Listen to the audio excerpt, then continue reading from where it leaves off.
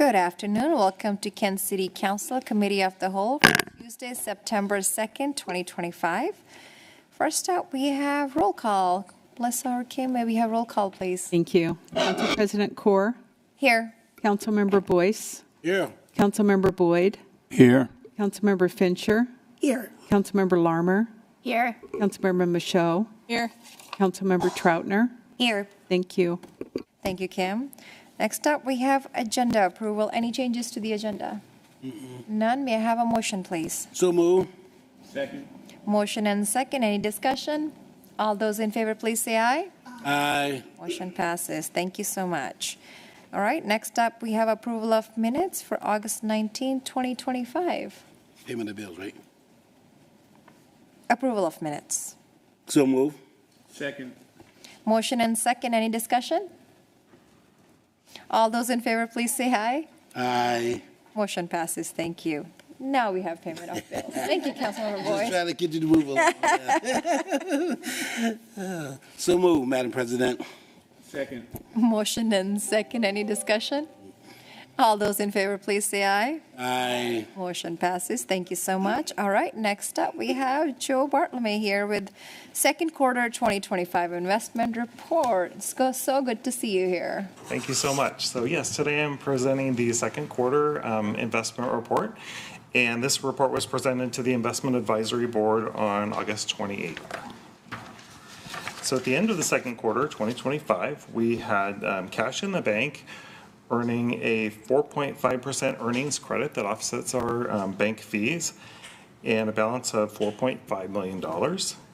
We had our short-term portfolio with the Washington State Local Government Investment Pool that was yielding 4.383% with an overnight maturity and a balance of $121.4 million.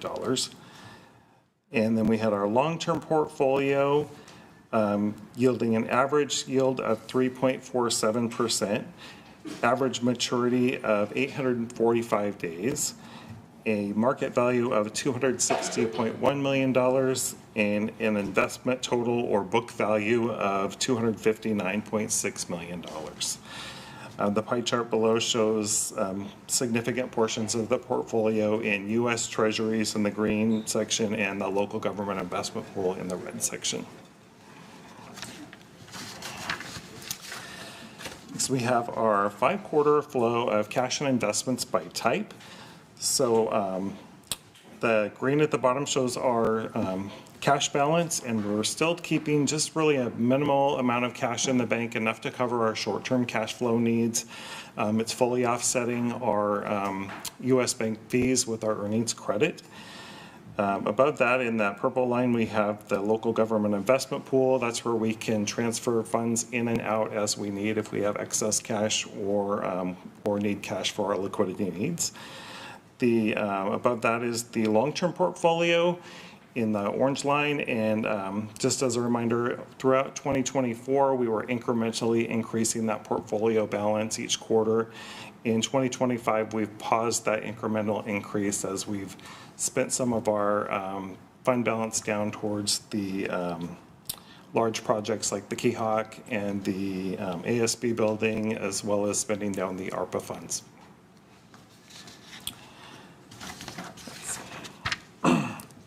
Here we have our 3-year comparison of total cash and investments by fund. In the 2023 in the blue, we had a significant increase year over year.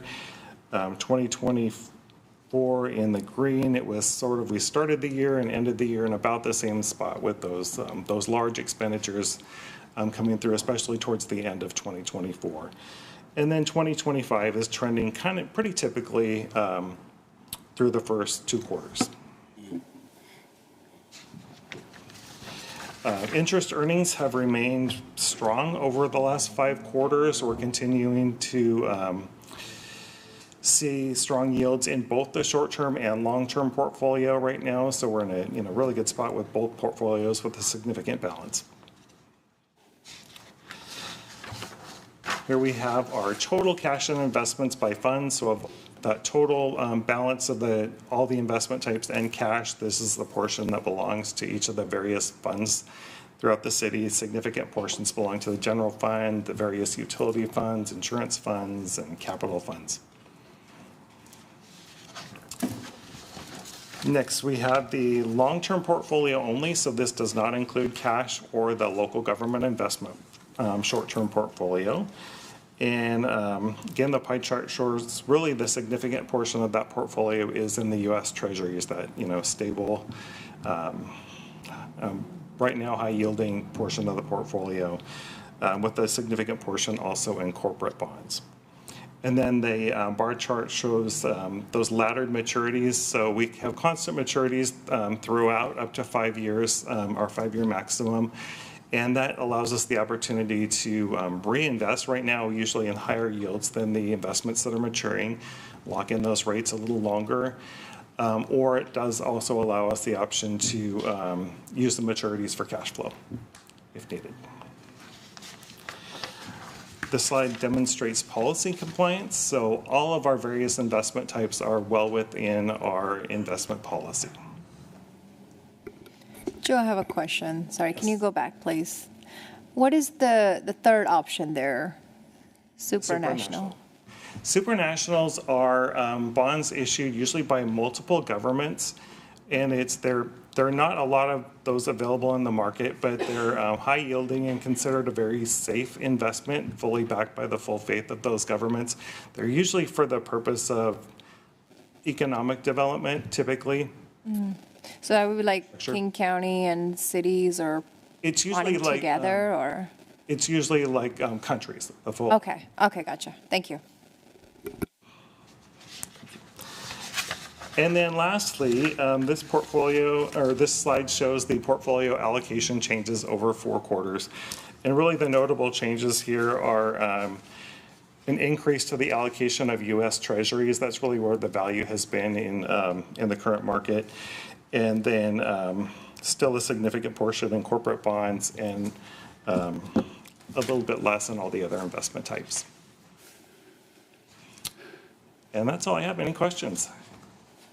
Thank you. It's always great, and I think you're doing a great job keeping our money safe and invested, so appreciate that. Any questions? All right, thank you, Joe. It's good Thank to you. see you. All right, next up, we have ECD. Councilmember Larmer, please. Thank you, Council President. So tonight we have Deja Mitchell is going to walk us through the resolution to ratify King County's countywide planning policies. Good afternoon, or good evening rather. Deja Mitchell, Long Range Planning here. So I'm here to ask Council to ratify a resolution for an amendment to the 2021 countywide planning policies, or the CPPs.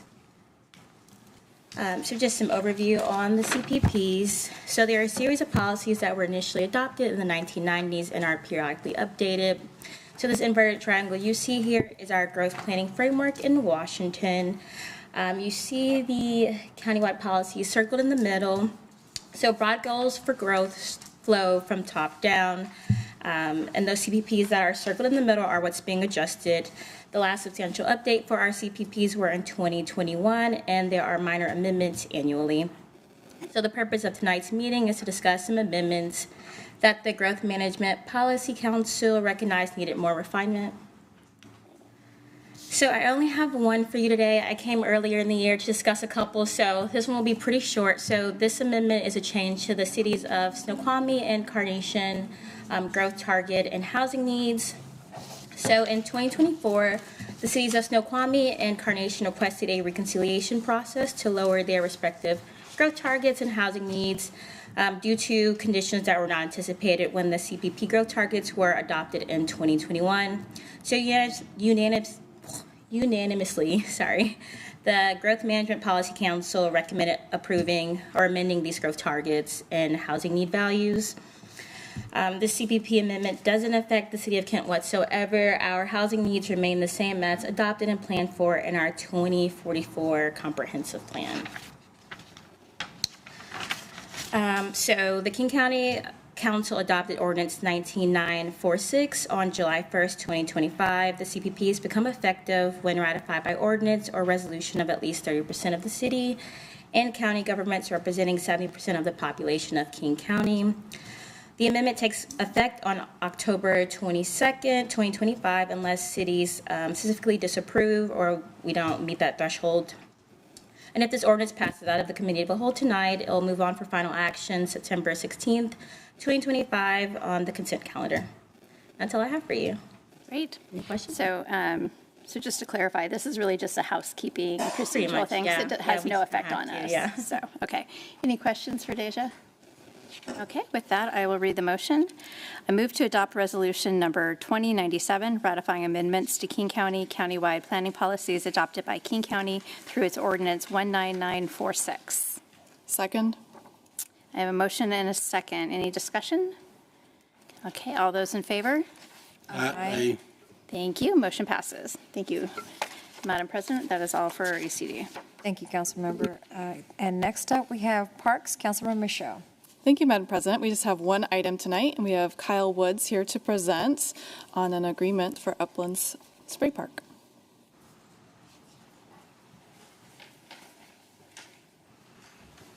Good afternoon, Council.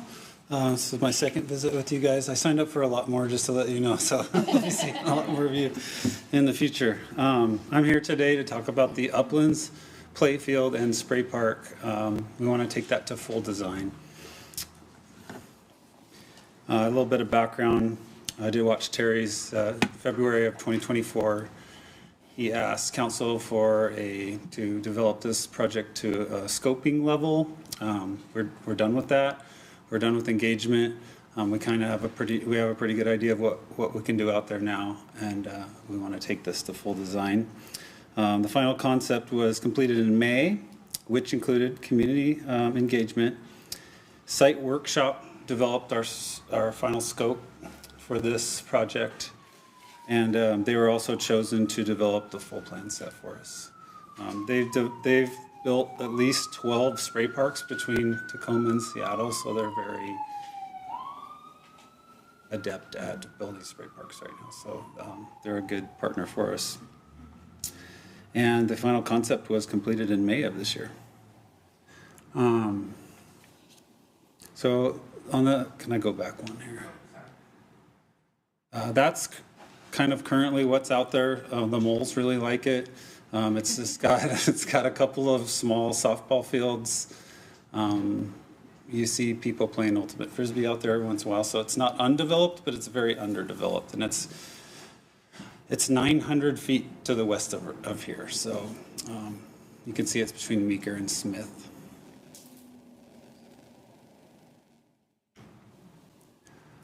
We had a really successful engagement. You can see the top picture there was at the town square, and it was raining. But they had over 1,400 people respond, which is a lot for our engagement in 2024.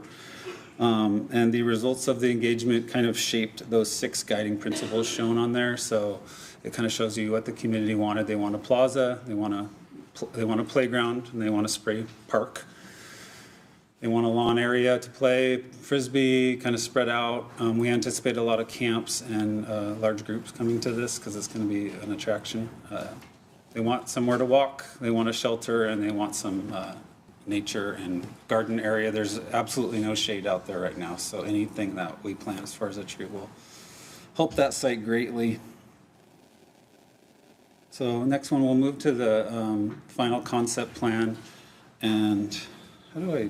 this here. So this is going to differ from your illustration just a tad. So what we're showing on mine is that's not grayed out. So that's the interurban trail. And the reason that it's grayed out on yours is because we got a $3 million grant that we're working on from National Park Service, and they're very strict about the bounds of their projects. So the bounds of the national park, as far as they're concerned, this is the project through them. So no dollars can be spent outside of, that's our property right there. And then you can see a full third of the southern portion, or I guess it's west. North is to your left on this, is the interurban trail, which is maintained by King County. And obviously we want to make that work with our park, but it cannot be paid for by NPS, National Park Service dollars. And I wanted to point that out because going forward, you might keep seeing this. And so you might have to turn a couple more pages to see we call it the illustrative concept plan. So it's what we want to do in whole. This will be part of the entire project. We just can't show it as far as on National Park Service. We can just show our little property on the north side. That concludes my presentation. That's kind of where we're going. I can show you how this progresses over the next year. Maybe we'll have some more kind of 3D renderings to look at, so it'll be more fun to look at. I'll take any questions that you have. Okay, yeah, that'd be great. Councilmember Boyce has a question. Probably won't see, that's it, but I'm assuming, Yeah. is it gonna grow to something else? Is what we're seeing is what, this not the final, is it? No, this is so, there's, the playground is kind of here. It's kind of hard to envision this on a plan set, but this is your spray area. And then we're gonna have a lawn, and It's all grass area out there, this is grass on this, on this. like picnics or something, or the? Well, what usually happens at these is the camps and summer schools, and they'll come out here and they need places to spread out and kind of establish an area. So that's actually, this area is actually fairly large. This white is a restroom right here. So that lawn, is it gonna be nice? I mean, you're gonna have sprinkles and nice Yeah, grass it's gonna and be all nice. that? Yeah. I've seen grass is dead, it doesn't do any good, right? Yeah, it's not gonna look like the picture you saw previously. Okay, I can live with that. I'm Yeah. good. Thank you. Councilmember Larmer? So question, you mentioned that there were some small softball fields. Are those being relocated, or what is the impact of losing those? They are being removed, so you can actually see them on there, that faint gray line, that's a backstop.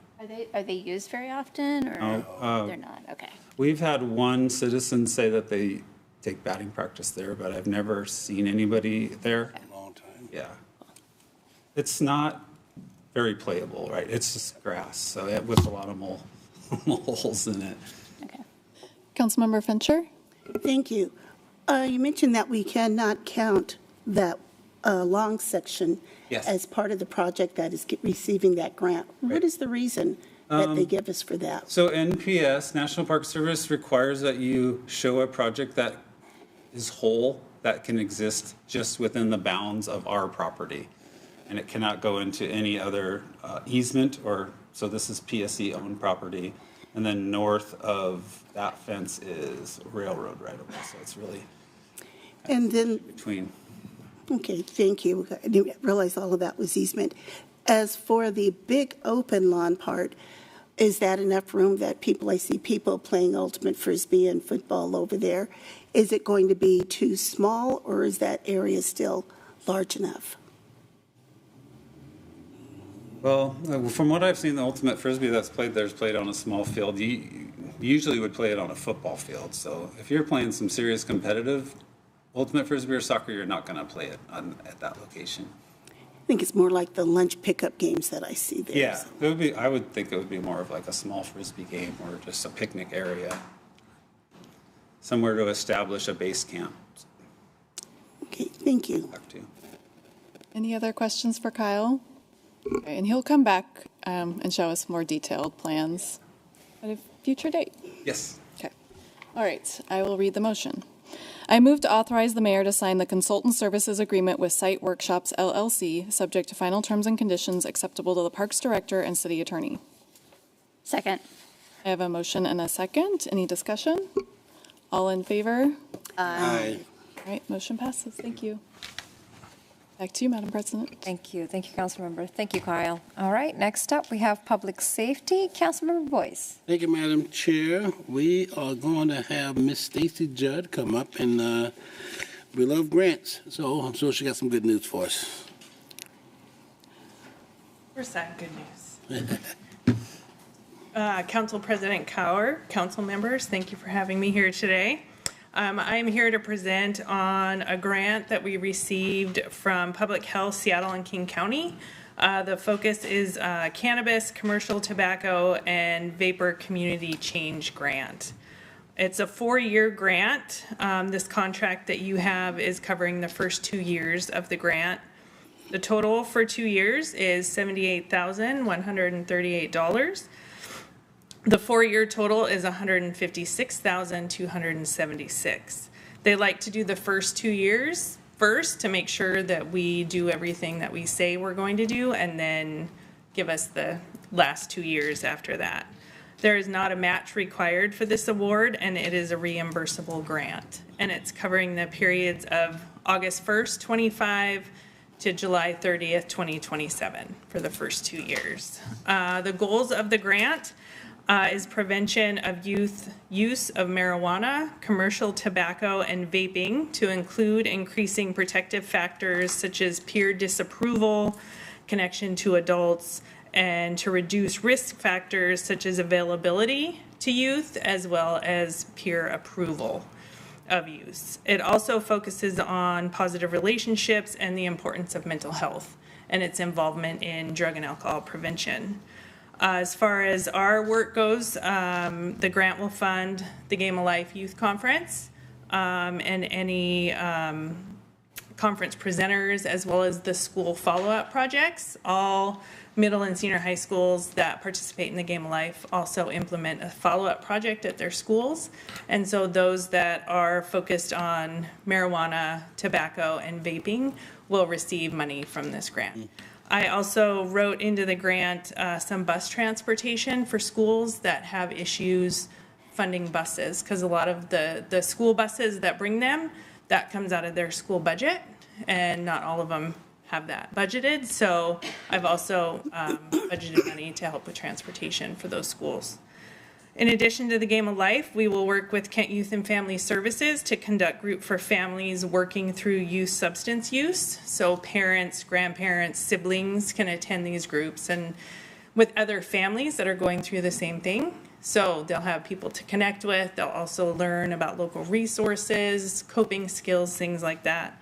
And in addition, Kent Youth and Family Services will also be providing groups for students who are currently using or students who are on the verge of using. If they have a lot of risk factors present in their life, then they have a group specifically for them as well.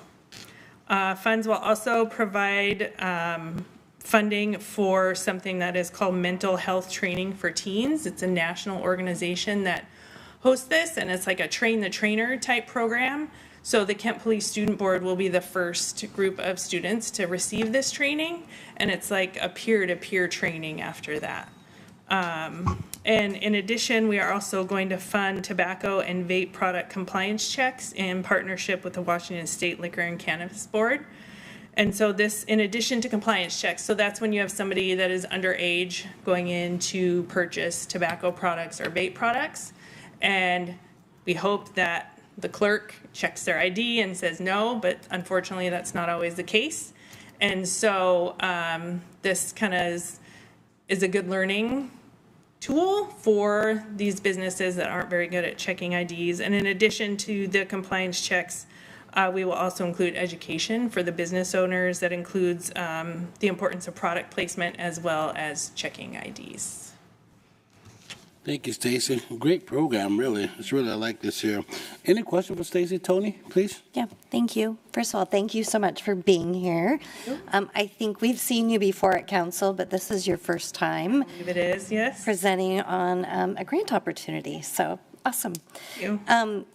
You talked about, well, in here it says that initiatives will focus on youth 6th to 12th grade. Looking at the trends, what age are we seeing young people starting to vape? Oh, it's kind of, every time I hear about it, it scares me. I mean, I've got 13-year-old boys, so the fact that right there, they're in that, even younger than them, we see 11-year-olds, 12-year-olds, sometimes even 10-year-olds caught at school with vape products. And so it's a pretty scary trend that we're seeing this among our young elementary, early middle school age kids. And it's pretty prominent. We did a survey, or one of our middle schools did a survey last year that of the students, and it talked about what their concerns were, and vaping was among one of the highest concerns that the students have because of peer use. Yeah. Please. Actually, it's more of a comment. I would love to get a report out to council after the compliance checks. I'd be really interested in the rate of non-compliance in the city. We can do that for sure. Right. Thank you. Councilman Boyd, please. Yes, thank you, Stacy. Yeah. I'm concerned about, doing the compliance checks with the liquor and cannabis stores. How can we judge whether or not they're doing what they're supposed to be doing, like checking for ID, making sure an adult isn't buying for a minor standing outside, something like that? How do we judge this? Well, for the first one, like the checking ID part of it, so what happens is there's usually an undercover officer that is there, along with somebody from the Liquor and Cannabis Board. It's undercover. And then there's somebody under the age of 18 that goes in with a fake ID or their real ID, and they attempt to buy from that clerk. So it would be like if I was a 16-year-old and I had my ID and I went in and attempted to buy a pack of cigarettes, say, and the clerk never checked my ID or looked at it and really didn't pay attention to it and then sold me the cigarettes, then they would get cited for doing that. And then there's an educational piece that goes along with it, that here's why we check IDs, that sort of thing. And also in some stores, they have products placed where it's easy to steal. And a lot of these locations are located around our schools. And so part of the education is, where can you put these so they will be more secure, so they're not so easy to steal? Okay, so for instance, like a person who buys for a minor, would it be like citations and stuff? And if so, You certainly could. If they're caught, if it's an older, somebody that's of age that's buying for, say, a younger brother or sister, which we also hear happening, if they're caught, then yes, they would be cited as well. And that would be up to the undercover person that we have. If we see that, Yeah. yeah. That's not something that we do in the compliance checks, but if it's the case where they are seen doing that, then yes. Okay, thank you. Councilman Fincher?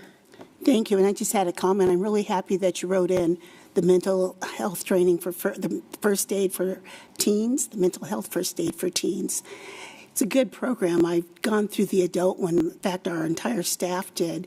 And it's a good general base to give you ideas of what to look for and then what steps to take if you do come in contact with people who need additional help. So good on you. Thank you. Thank you. Okay, anything else for Stacy? Okay, I'm gonna read this here motion, please. I move to accept the grant funds in amount of $70,130 from the Public Health Seattle and King County Support Youth Initiative, amend the budget, authorize expenditure of the grant funds, and authorize the mayor to sign a grant agreement subject to terms and conditions acceptable to the chief of police and city attorney. Second. Motion and a second. Any discussion? Seeing none, all in favor, signify by saying aye. Aye. Opposed? Let the record show unanimous pass. Thank you, Madam President. Thank you, Stacy. Thank you. All right, next up, we have Public Works, Councilmember Fincher. Thank you, Madam President. We have just one item on the agenda tonight, and Director Barron is going to talk to us about the closure of a portion of one of our local streets. Good afternoon, Council. This is a resolution to close a portion of alley shown on the screen there between 1st and 2nd Avenues and Gow and Titus Streets. This is an area where we've had some complaints regarding public safety. A lot of drug use, open drug use in the alley has been going on. I had a report of an assault from the folks who live. There's an apartment above the building to the east, and folks there have told us they're kind of in fear of their safety, so they requested that we close the alley, which we can do. But under state law, it does require council action. So we're asking for action to close this section of the alley, and then we put up a gate where we could get through, be able to provide garbage service on both ends, and then we'd also put a person gate on the north end so the folks who live in the apartment complex can get in and out of there relatively easily, and in the event of any kind of emergency, they could get out of there pretty quickly. So we'd have keys for city personnel, emergency RFA folks, and then Republic Services as well to get in and out of there.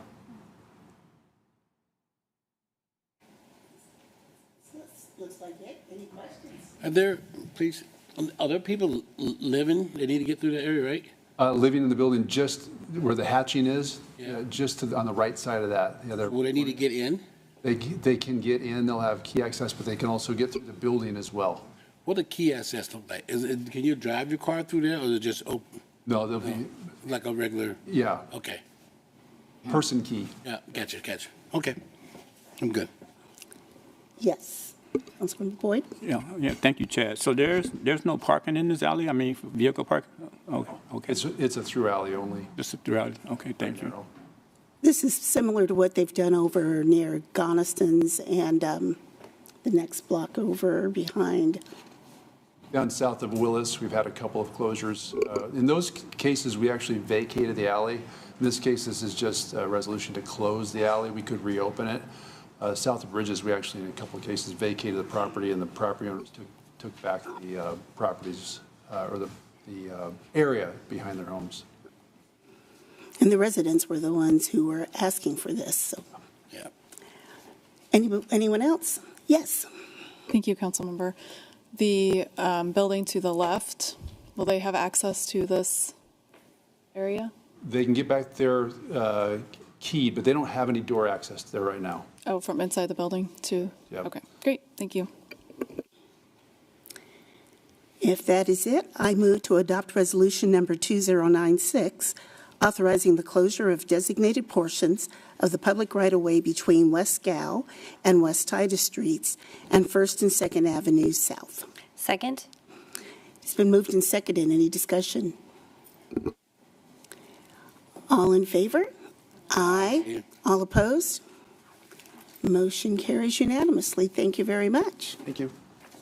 That's it for us. Thank you, Councilmember. Thank you, Chad. And with that, we are at the end of our meeting. We will be back for council workshop at 5:15. Until then, have a good evening. Thank you.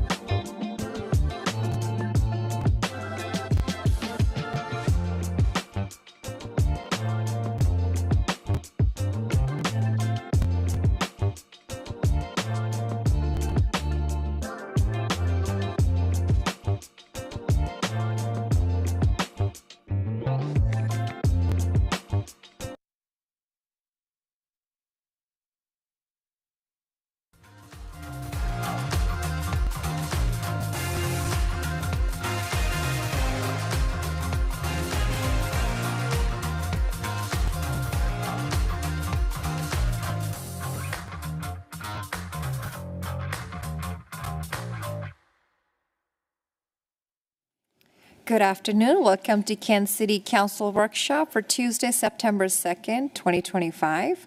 We have one item on our agenda, and that's Fire Department Community Assistant Referrals and Education Services Program. That's Corresponder FD Cares Program. And we have Commander O'Reilly here and Division Chief John Graziani. Welcome.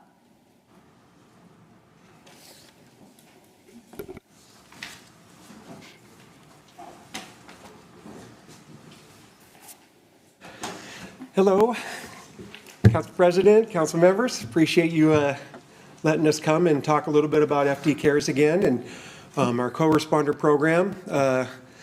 We just want to touch base and just check in with you and give you the update on where we're at these days with it. Just a quick summary on why we do this to begin with.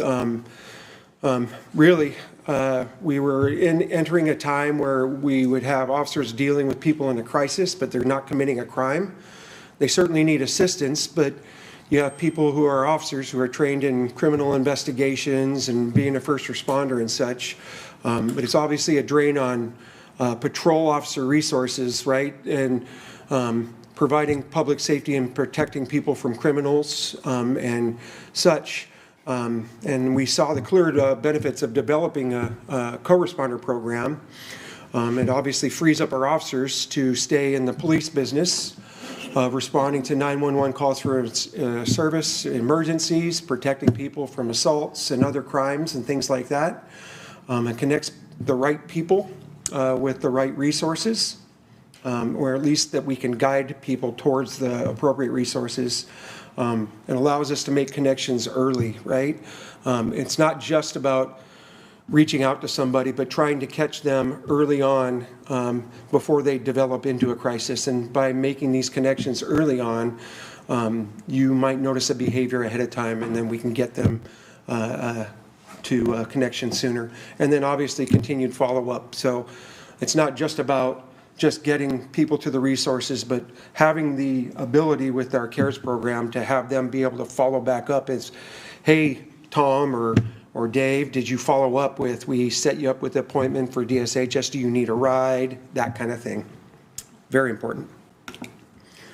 Their staffing and availability. We've got teams in the locations there above. Right now it's 7 days a week. 12-hour days, 8 a.m. to 8 p.m. And as Captain Zidek reminded me today, Mike, if you get a call at 7:55 p.m., we're still on duty and we're coming. So it was really nice to hear that, and we appreciate that partnership. Right now, that didn't update. We have 8 registered nurses and 8 social workers. And we had a meeting today, and we're continually focusing on improving and being a better model and how we can connect our patrol officers with the CARES team and getting more interactive communication and stuff, so they call more for referral. How do we work together? We got a few different ways. Obviously, it's in the name, right? Co-responder. That would mean that we're going to have one of our police officers or maybe our special operations unit or neighborhood response team in a situation, and they want to have the CARES team come along because they see the value of bringing them along. But it's not a situation where we're just going to say, hey, 1234 Smith Street, that's where they're at, go to it. Like, we're going to co-respond and make sure that they're safe because we've got all the tools and gears to make it a public safety situation for them so it's safe, and then they can do their job while we're just there in the background. Warm handoff might be a situation where, hey, the police are already on the scene and they've got a person that's in some kind of crisis or in need of resources, and so we'll call and we'll ask for CARES over the air, and then we'll make phone contact with the CARES team and explain what we've got going on. And they say, hey, that sounds great, but can you guys just hang out there until we get there on scene, and then we can collaboratively decide on whether or not we still need you while we're doing our work, or if we're good to go and we're, as we say in the police business, code 4, right? So once they get on scene, then the officer on scene and CARES rig, they'll decide, hey, I'll stick around, or I'm just going to hand them off to you, and away we go, and then I'm clear to go on to the next call. And a cold handoff, maybe it's a situation where you're out with Tom Jones, and you know that you've worked with the CARES team with Tom Jones before, and say, hey, I'm out with Tom, he's having a rough day. He says he's finally now ready for treatment or some kind of service. He says he'd like to talk to you guys again. They say, oh yeah, we talked to him just last week. You can clear. Where's he at? He's right out in front of the library. Okay, great. You guys can go ahead and clear, go to the next call. We feel totally comfortable with Tom. He's asking for our help, and we've had several contacts with him. So that would be a cold handoff. So the police aren't even there, and we'll explain to Tom that, hey, CARES are on their way. They're going to be here in about ETA 10 to 12 minutes or something like that. And then one of the other things that we've been working on now is, believe it or not, we sometimes get chronic 911 callers, and it doesn't necessarily mean people are trying to abuse it. There could be calling 911 a lot for a variety of different reasons. And sometimes it's just identifying what's the root cause of this, right? And can we guide this person to some kind of resources to stop that chronic 911 call and having officers respond over and over and over again. And so we work with Valley Communications, as you guys know, and they give us a list of our frequent callers. And so we have that list, and then we're looking at those lists to decide off of that list which ones we're going to identify to work with the CARES team on who we should contact and prioritizing them, who we should call first. But one of the things that we talked about today was, hey, let's sit down like we talk about collaboratively to make it safe at a scene. Before we even get involved in this, let's sit down side by side and look up the history on Tom Jones or David Smith and see if we've had interaction with them before, and was it an unsafe interaction? Is it for assaultive behavior and things like that? And then we can decide, hey, how should we handle this? Is this a phone call that we can just make to this person? Is it a situation where we should co-respond there together? And so we're working through that, and it'll be interesting to see data-wise what that does for calls with these people, because we know the exact number of times they call, and some people is pretty significant number. So it'll be interesting to see what comes from that, but I'm pretty excited about that one. Increased interaction. We're always looking for ways to increase interaction and to get our patrol officers to call and consider CARES as often as they can. So we do things like we'll bring our CARES team that's on duty that day. It might be one day a week and whatnot. Come and sit down in the briefing and just attend the briefing. It doesn't mean you're going to come and do a presentation, but it gets a lot more elbow rubbing with our police and our CARES team specifically the patrol folks, because our special operations unit and our neighborhood response team, we work with them pretty regularly. So it's about getting the people that don't interact with them and rub elbows every day. And so it brings up the organic conversations, right? That, hey, do you guys do this? And, you know, that kind of a thing. Oh, I didn't know I could call you for that. Well, I'm going to call you more often. And that's what we want to see. They have access to the police department, obviously. Chief Graziani was talking about they're updating some really cool posters for us in a messaging campaign that we're going to post up around the police department. Another thing, right? So it's just in mind. It's going to be in sight and it's going to be in mind, and we're hoping to get more interaction that way. And Deputy Chief Stansfield at our support services ops meeting, we were just talking about this the other day, and we're already doing this, but just a reminder, we want to keep up with our periodic training, and where either me or Sergeant Kelso or Captain Zidek or one of the CARES team comes with us to a briefing, and we do a little more formalized briefing training and remind them, hey, this is how you do it, and you can do a referral through Gelada by simply scanning a QR code, and it's literally entering in data that might take you two minutes to fill out. So those are some of the things that we're looking at right there. Daily communication. Sergeant Kelso's not here this week. He's unavoidably detained on leave somewhere, enjoying himself. But he's our co-responder liaison with the CARES team, and he works pretty closely with Captain Zidek, and he attends their breakout sessions. You guys don't call them briefings. What is it? Morning huddle. Morning huddle. There you go. Perfect timing for this time of year. Morning huddle, and that's an online thing. He'll attend it. He's there to either listen and insert himself and like, hey, that sounds like something that we could use, or I didn't know you guys were doing that, or it could be maybe they got a referral from the day before and, hey, let me pull up the case report and I can read it to you and give you a little more insight on what the nature of that problem was. And then maybe it's deciding, hey, we should probably have one of our special operations unit guys go out with you on the call today if that's your plan. Things like that. And yep, there you go. Referrals and partnership. I can turn it over to one of you guys if you'd like to chit chat about some of that. I'm actually going to defer to Captain Zidek because my position is so new. I'm learning about FD Cares just like each of you. Okay. Hello, everybody. Thanks for having me here. So here's some data that we're going to discuss. Up until August of this year, we had 56 patrol referrals that resulted in 54 patient contacts.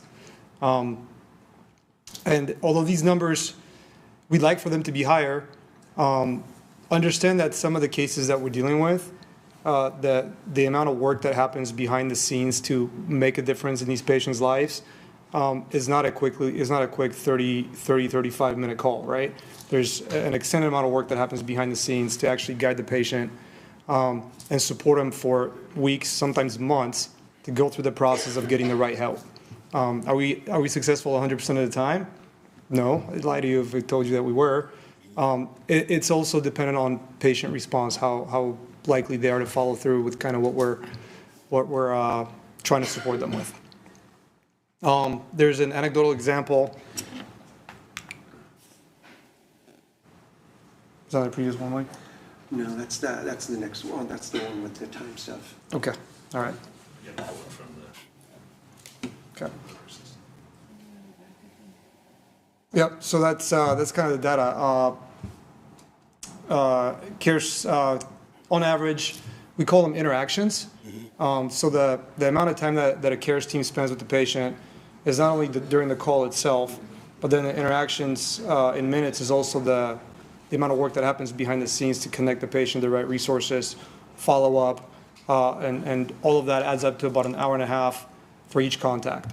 We're hoping to get the number up a little higher in regards to getting more calls, but once again, that's us working directly with Kent PD and really getting them to refer more patients to us that are appropriate. So I'm sure we'll get there later this year, if not next year. Great, thanks. Yep. So a little more on this. It's really freeing up officers. It's kind of what I started with, right? And like Captain said, is spending time hour and a half, that's average, right? Sometimes it's going to be more, it might be a little less, but there's follow-up that's involved with that and other things, right? These are knowledgeable people. These are people who've been doing this job as social workers, as nurses, and this is what they do for a living, right? That's their expertise. And you think about the time that they're saving our patrol division or a patrol officer. As you guys have heard Chief Padilla talk a number of times, our patrol division is fairly young and not as experienced with seasoned officers who might have a lot over time in their career, have more experience on resources and who to reach out to for assistance and things like that. And it's too hard to measure, but really, I mean, you think about it. How much more time would an officer have to spend on a call like this to make a scene safe and try to drive the person toward the right resources and things like that? And it's freeing up an immense amount of time. And now that officer is available to back up their fellow officer on a call or help somebody in an emergent situation. And really, that's what we're trying to do here. So it's invaluable as far as that goes. And that's pretty much it. Full circle towards the end. Does anybody have any questions? Councilmember Michaud, followed by Councilmember Troutner. Thank you, Madam President. My question is for Captain Zidek. Do you do proactive patrols? Proactive, so the two different contacts that we make with the patients, one is during an active 911 call. So in this case, a Kent police officer can request us on the call, do either the warm or the cold handoff. And then another way that they can refer the patient to us is through the QR code that we have that basically refers the patients directly to us. We call that the proactive visit later, because that's probably not going to happen the same day. We process those the next morning, and then we try to attempt to make contact within 48 hours of it being processed. Yep. So you aren't driving around talking to people unless the police contact you first? Correct. Correct. One of the initiatives that we are looking at in 2026 is... We'll get to the microphone. The mic, seriously. Thank you. One of the initiatives we're looking at in 2026 is how we can collaborate more directly with police officers. And there are times that our staffing levels, we might have an extra person, so we can't put a unit in service. And so the commander and I, we've been talking about, is there a world where we could put a social worker with an officer for a day and maybe have those more proactive community outreaches? And so we're talking through that, figuring out what would that look like. And then as we grow it, try to come into a position where that's a routine service. Yeah. Thank you. Councilmember Troutner.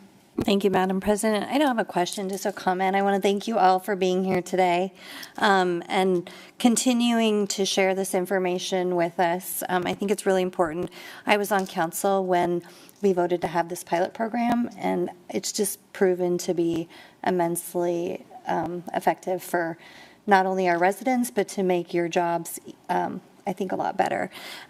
Just to kind of give some kudos, especially to the RFA, you know, you had the FD Cares program in place before this co-responder model came about. And I think it's really important to notice that you respond to crisis situations with the co-responder model, but our FD Cares team is out there constantly responding to people that are not necessarily in a crisis mode, but they're helping them through situations. You know, you talked about frequent 911 callers. You very often have people that, you know, frequently fall, but it could be because they have, you know, a situation in their house where they just need to have some things picked up or some rugs moved or something.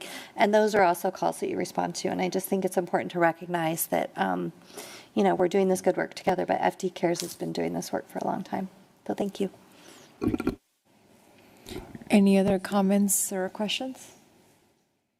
No, I just want to say thank you so much for this partnership. It is truly remarkable, the work that you're doing for our community. And as Councilmember Troutner, I was very excited when we first started this program, and I think we're starting to see benefits, and I see that other cities along our neighbor cities are part of this too. So I really, really appreciate all you're doing, and please let us know what we can do to support. And yeah, and Commander Riley, you do a great job, always. So good to see you again. Councilmember Fincher. I know that we're 12 hours right now. Any idea when we could go to 24 hours? Is that something that you guys have already talked about? Something that some of us wanted? We are looking at the various staffing options in the future, and right now, the cost of putting 3 FD Cares units in service 24 hours a day, we would basically have to double what we're billing every stakeholder agency, and so it's not off the table. It's just more of being financially mindful of what are these impacts, and we are constantly looking at internal metrics of unit utilization. Are they being underutilized, overutilized? That's why we're doing this messaging campaign, because there's a lot of work out there. We know that, but to Commander O'Reilly's point, there's a lot of we have an incredible amount of new firefighters in this entire region. Many of them have no idea that their own department has this MIH program, and so getting that message back out there, and then continually evaluating, are the numbers going up? Is the utilization going up? Can we now justify looking at maybe just even putting 1 unit in service 24 hours a day, and then expanding as it gets more service? Councilmember Boyd? Yes, thank you. Thank you, Commander O'Reilly, for all the hard work that you do. Relating to what Councilmember Fincher was talking about, the 24 hours having FD Cares out there. And my question is, are there any peak days or peak times that you're called out to assist individuals that are having problems, having situations, like on the weekends and stuff? No, surprisingly, based off of all the data that Paul and his team have been compiling for long before I came into it, there isn't any specific days, hours of the days where we see a higher demand. We actually see the inverse, where we see hours where it's like, all right, we've got a lot of nothing going on right now. And so, well, the same as with peak times. What about during holidays? Are there people need more help during holidays and stuff where FD Cares could be used, be called out? The holidays, not so much. Some of the things we are looking at is more ability to provide service during inclement weather, particularly with people who are experiencing houselessness, and being able to work directly with police and fire with getting these people into temporary housing. And so we've identified that's probably our biggest need right now as we move forward with not being able to staff 24 hours a day right now. Do we have the ability on those times? King County's got a wonderful tiered system that they identify when they're opening up temporary shelters and long-term shelters, and so we're developing a plan right now to where we would be working directly with them, and we would at least have 1 unit in service 24 or for that back 12 hours, so that an officer could get the help there and then free up and go do something else. Okay. Well, I'm glad to hear that you are looking at extending your hours, because people, they have crisis more than just 12 hours during the day. Absolutely. Okay. Yes, Thank sir. you. Any other comments or questions? Well, thank you so much. Thank you so much for coming. And I think with that, we're at the end of our meeting. We'll see y'all at 7. Thanks, guys. Thank you so much.